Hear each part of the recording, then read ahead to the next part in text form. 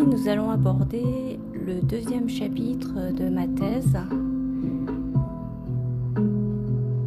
dans lequel on verra plus particulièrement comment a été envisagée la séparation des mères et des enfants dans la planification en cas de guerre.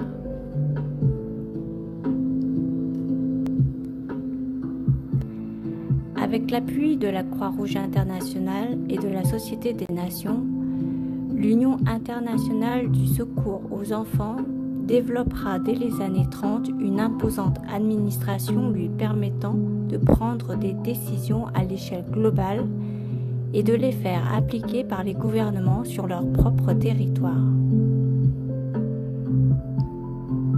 Pendant l'entre-deux-guerres, le rôle de l'Union consiste à faire appliquer les principes de la Déclaration de Genève, signée en 1923, et ce, en réformant les systèmes de protection de l'enfance à l'intérieur de chaque pays. L'Union assurera ce rôle grâce à l'importance du réseau qu'elle a constitué à travers le monde. Ses principaux interlocuteurs sont les associations nationales de protection de l'enfance, présentes dans toute l'Europe et acquises à sa cause. Grâce à elles, l'Union a pu tendre sa toile sur toute l'Europe à l'aube de la Seconde Guerre mondiale. Dans la partie occidentale, le Comité français de secours aux enfants et le Save the Children Fund anglais travaillent main dans la main avec elle. Le réseau s'étend en Europe centrale avec le Comité polonais de protection de l'enfance et l'Union bulgare qui ont leurs propres représentants à l'Union internationale de secours aux enfants. La Croix-Rouge espagnole et l'Association néerlandaise de la protection de l'enfance forment également des points de relais stratégiques dans les pays ibériques et les pays nordiques.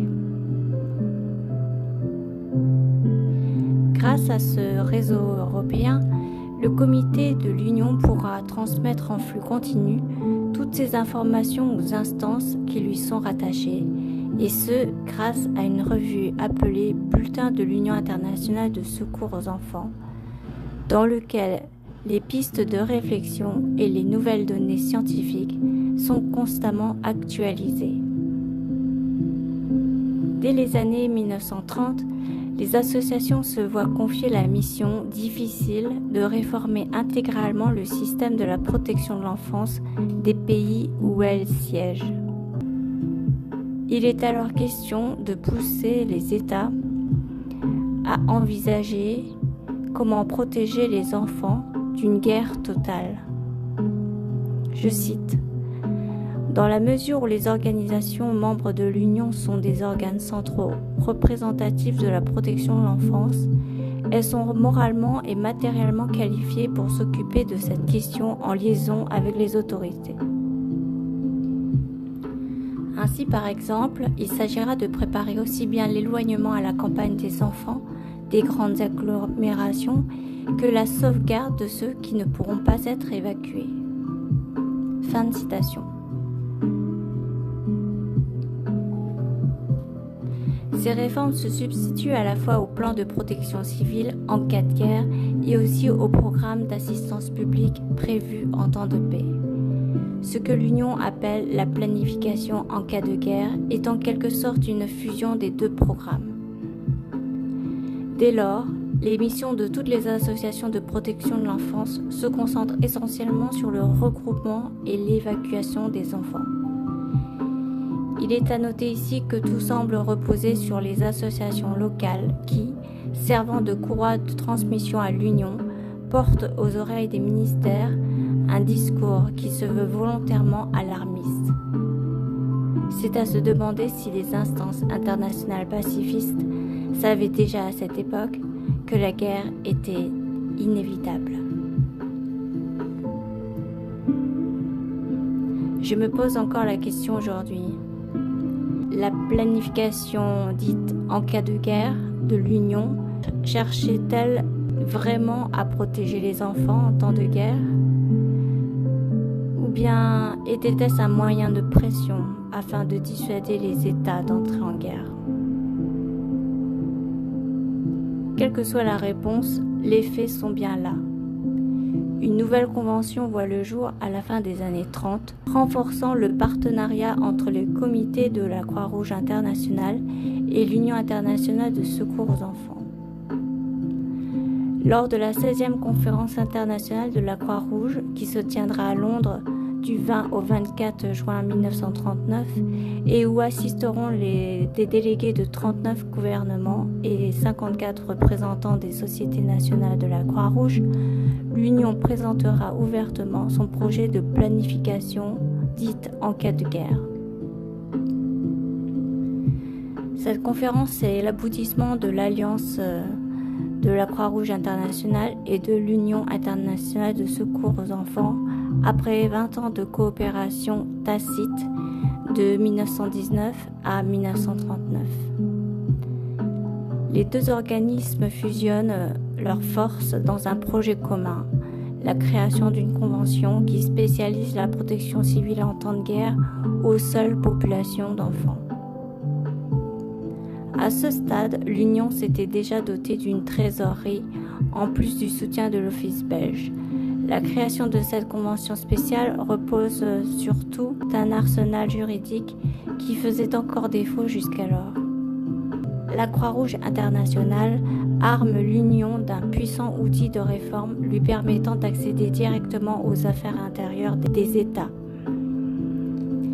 L'idée sous-jacente qui émane de cette alliance et qui consiste à devoir séparer les mères de leurs enfants dans le nouveau programme de protection civile en cas de guerre apparaissait déjà en demi-teinte dans le bulletin de l'Union publié en 1938.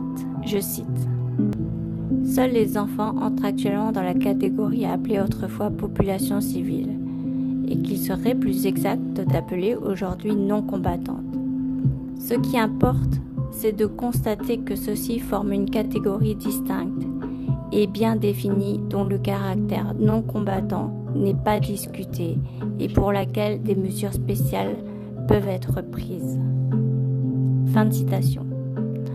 Le statut des mères change à partir de la Convention de 1939. La femme devient, sous l'effet des guerres modernes, le prolongement du bras des soldats et laisse derrière elle, malgré elle, des enfants qui ne se différencieront plus vraiment des vrais orphelins de guerre. Je cite : « En raison de la difficulté de distinguer nettement entre combattants et non-combattants, il n'y a qu'à songer aux ouvrières de fabrique de munitions, l'Union envisage l'élaboration d'une convention internationale applicable uniquement à l'enfance. » Fin de citation. Ainsi, la convention dite spéciale rend opérationnelle à la veille de la Seconde Guerre mondiale la séparation des enfants du reste de la population civile. Le réseau international des associations de protection de l'enfance se rapproche alors des États comme s'il voulait contenir le risque de guerre. Je cite : « L'association de protection de l'enfance se mettra en rapport avec le ministère de la Guerre, en premier lieu avec le département compétent. Elle lui suggérera le cas échéant de créer une commission dont feront partie les représentants des ministères s'occupant de l'enfance, soit des ministères de l'Intérieur, de la Santé publique, de l'Assistance sociale, de la Justice et de la Communication, ainsi que les représentants de l'Association nationale de la protection de l'enfance, de la Croix-Rouge et des associations de jeunesse, patriotiques, sportives, scouts, etc., et éventuellement d'autres, telles que la Ligue pour la défense passive selon les conditions nationales. Elle assumera la responsabilité générale du travail, prendra les initiatives nécessaires, mais restera strictement soumise à l'autorité du ministère de la Défense nationale, tout en collaborant avec les autres membres de la Commission. Par exemple avec le ministère de l'Intérieur pour les rapports avec les autorités civiles des localités intéressées, le ministère de l'Instruction publique pour l'enseignement des enfants évacués, de la justice en ce qui concerne les jeunes délinquants, de l'assistance sociale pour les asiles d'enfants, etc. la santé publique et la Croix-Rouge pour les mesures sanitaires et le personnel médico-social, etc. La commission, une fois constituée, l'association de protection de l'enfance formera des comités régionaux et locaux comprenant les organes correspondants de ceux représentés dans la commission. Fin de citation. 2 mois après la conférence de Londres, la Seconde Guerre mondiale éclate au moment où les droits de l'enfant se répandent dans toute l'Europe ainsi que sur une partie de la surface du globe. Existe-t-il des outils scientifiques pour mesurer l'étendue des dommages que peut engendrer une guerre moderne sur la population des enfants? Dans un premier temps, l'Union se chargera de recenser la population globale des enfants en se focalisant sur un outil démographique. Les chiffres de la démographie mondiale répertoriés en 1938 apparaît dans une de ses publications parue en 1941. L'article intitulé « Les enfants et les adolescents dans le monde » laisse apparaître plusieurs tableaux reflétant la démographie juvénile à la veille de la Seconde Guerre mondiale. Ces données tendent à répertorier la population civile d'enfants à devoir mettre à l'abri en cas de guerre. Les statistiques de l'année 1938 sont classées de manière à faire surtout apparaître la génération des plus vulnérables. Les 2 derniers tableaux exposent ainsi la mortalité infantile globale. Ces chiffres comprennent par ailleurs les effets de la crise financière américaine de 1929 sur l'économie européenne. C'est pourquoi l'Allemagne et la France enregistrent dès 1936 les plus hauts taux de mortalité en Europe chez les moins de 20 ans, avec un total de décès de 7 995 800 enfants pour l'Allemagne et de 642 300 enfants pour la France. Le taux élevé de mortalité infantile globale enregistré après la Première Guerre mondiale donne à l'Union une vision pessimiste sur l'avenir de l'humanité, à plus forte raison à l'aube d'une nouvelle catastrophe. Je cite: « On se demande quelle est l'importance des contingents de jeunes qui représentent l'espoir de demain et auxquels des soins attentifs et divers doivent être donnés en tout premier lieu. » Fin de citation. S'il n'y a pas moyen d'éviter la guerre, alors comment peut-on la détourner ?